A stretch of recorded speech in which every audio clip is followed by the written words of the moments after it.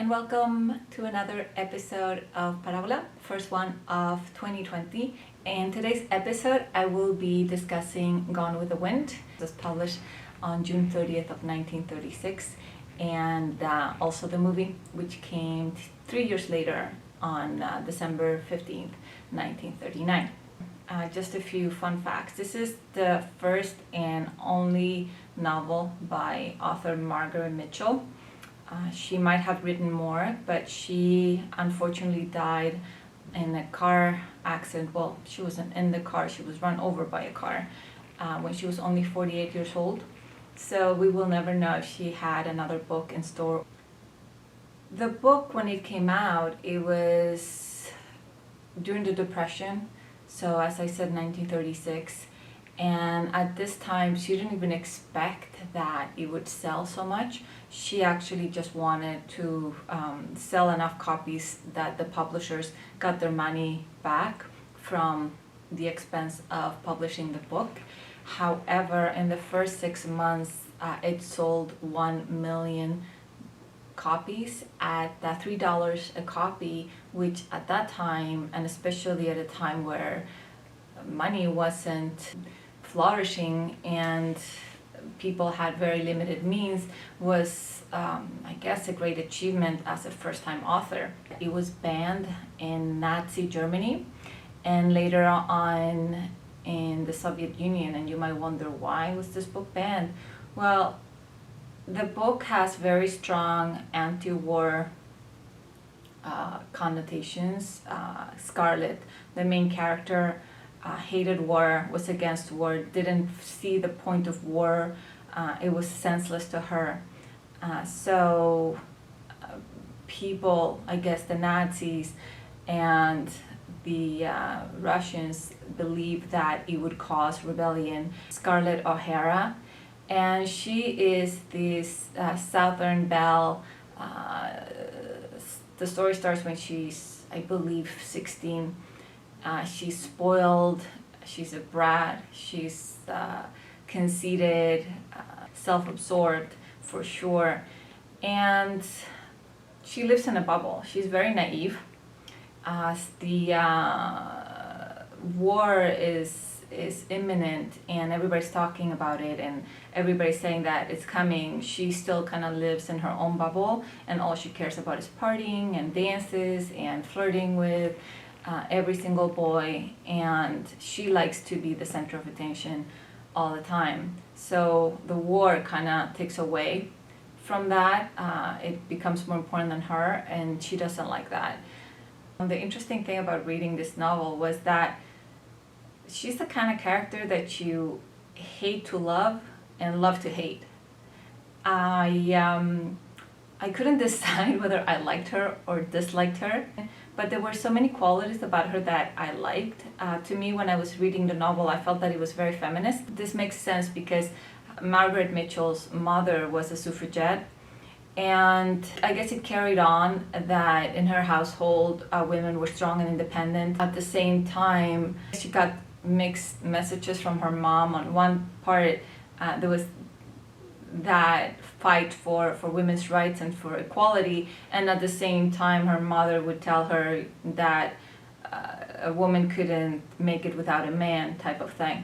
So I guess there was that dualism in her life, and I think that shows in Gone with the Wind. Also the fact that Scarlett, her character, which is far from perfect, she's resilient. She's a strong, determined woman, and she becomes a businesswoman, which in the 1800s, late 1800s, was unheard of. Women were not supposed to work. Women were supposed to stay home, wait for their husband or fiancés to come back from war, but never be independent or make money. And she was more successful than most of the men in her life. That to me was the most interesting thing about this novel. She went from a spoiled brat who lived in this beautiful house in Georgia and with her parents, and then war broke and everything went to hell, and she kind of realized that life wasn't all dandy and happy and what she wanted it to be. So she had to fight, and she did what she thought was the only weapon she had, which was being a woman. She married men for, well, the first husband she had was out of spite, because the man that she wanted, or she thought she wanted, was getting married to somebody else. And the second husband she married out of need. And the third one, even though I don't think she knew it at the time, I think subconsciously it was out of love. The interesting part of the novel I found was her growth. I mean, she grew in some ways, but in other ways, even at the end of the story, she was still this self-absorbed, me, I need to get this, I don't care what other people want or don't want. It was always about her. But on another level, she realized that life wasn't always easy, and she was determined to never be poor, which in a way kind of made her very superficial. All she cared about was money. She didn't care about how people were treated. She didn't care. She had no principles, no integrity. I was kind of torn at the end, because on the one hand, I felt like she deserved pretty much everything that happened to her. But on the other hand, I wanted her to do well, to be happy. It was a very interesting feeling that this book caused in me. It was very well written, over 1,000 pages long, and I really enjoyed this book. The only thing that bothered me when I was done, which is why I wanted to do a little bit more research, is that I found it slightly racist. And the reason for that is because several times throughout the novel, they talk about the African Americans as childlike, not very bright. You had to treat them with care because they were very feeble. They weren't very bright. So you had to basically talk to them like children. And this is repeated throughout the novel many times. Also, the fact that she kind of romanticizes the idea of slavery and the KKK. At one point, it kind of sounded like she was justifying it. There was those things that bothered me. But then as I was reading more about Margaret Mitchell, I learned that she didn't realize that the South had lost until she was 10 years old. Keep in mind, she was born in 1900, so it was at the break of the century. I mean, slavery had been abolished not that long before, and it was during the time, she grew up during the time of Jim Crow. Not to justify, but I kind of understand her perception of the African Americans at the time, because she didn't know better. She grew up in the South thinking that the South was this almighty and wonderful culture, and slavery kind of gave people of color an opportunity to have food and being taken care of.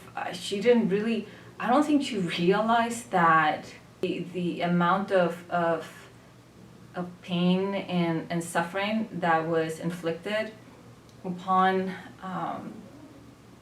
Black people. After understanding her a little bit better, I could understand the novel a little bit better, and also the fact that even though it's her work, I think also she's narrating it from the perspective of Scarlett. And it's true that Scarlett was based on her own persona, her own character. She had this wild side that was very like Scarlett O'Hara's. But once she got married to her second husband, this is when she wrote Gone with the Wind and kind of settled down. I would really recommend this book. It was very good, and always take it with a bit of grain of salt, because and you can't read a book like Gone with the Wind with today's standards and thinking how, you know, some of the things that she says are completely inappropriate or racist or whatnot, because we have to take into account when she was born, what environment she grew up in, and she did grow up in the South as well, and she was fed all these fantasy stories when she was a child. My sense is that because of what I read about her afterwards, she actually was contacted by Benjamin Mays, who was the president of Morehouse College and also Martin Luther King Jr.'s mentor. And he contacted her to see if she would be willing to sponsor African American students for medical school. And she did. And she started this correspondence with him. She didn't spend any of the money that she made from Gone with the Wind on herself. She was very frugal. Instead, she donated it to the scholarships, and also she helped fund the first hospital in Atlanta for African Americans. Knowing that, if you haven't read the book and you read it, and when you're done with it, you're thinking, you know, consider that this is 120 years after she was born, 84 years after the book was written. Times have changed a lot. Just like if you read something from the 1600s and women had a completely different role in society, it doesn't make it right or wrong, it just makes it different, and trying to understand the situation at the time. I don't think she was a hateful woman. I don't think it was like that at all. And I think that her black characters in the book are not realistic. To quote Elizabeth West, a literary historian, she said it better when she said that they were like caricatures. And I agree, because to me, they weren't really realistic. They seemed like they were thankful for being slaves, didn't complain about being slaves. There's this one girl, her name is Prissy, and I just hated how she was portrayed. She was dumb and stupid, and she didn't get anything right, and she was a liar. Before Casablanca, before Titanic, before The Notebook, there was Gone with the Wind.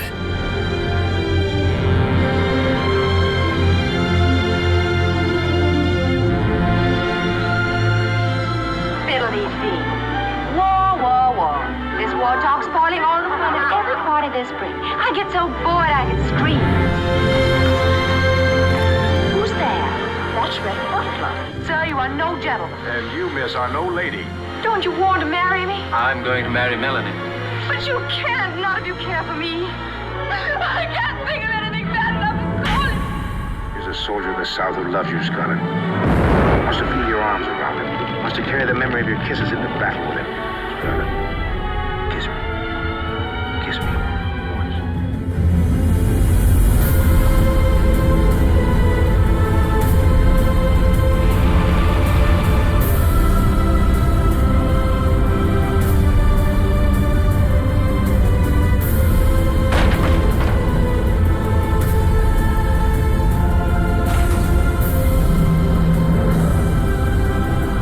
I must have loved you for years, only I was such a stupid fool I didn't know it.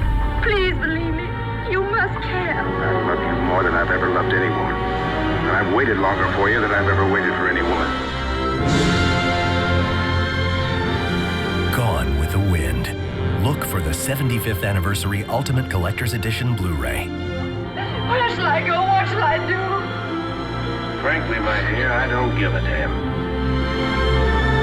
So, the movie, as I mentioned, came out in 1939 at the end, right before Christmas.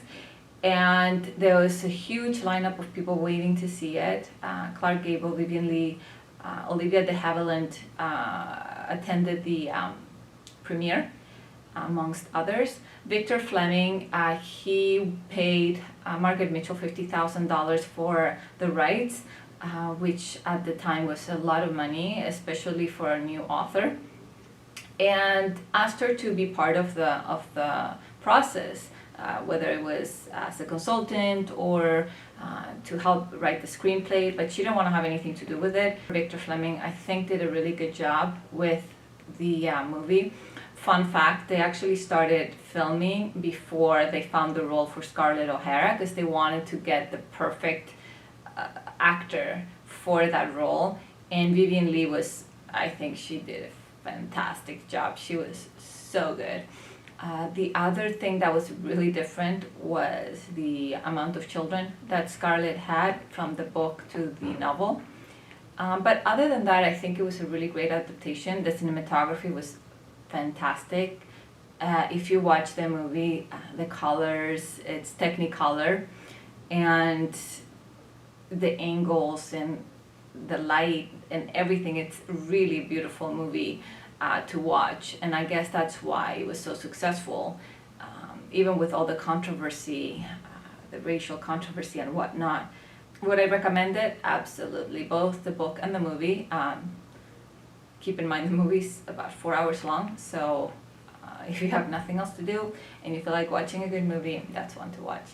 So with that said, I hope you enjoyed today's episode. If you have read the book or seen the movie, I'd like to hear your thoughts, especially about the racial controversy that it brought with it.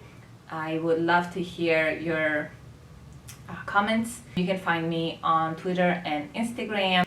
Thank you for watching. Have a great day.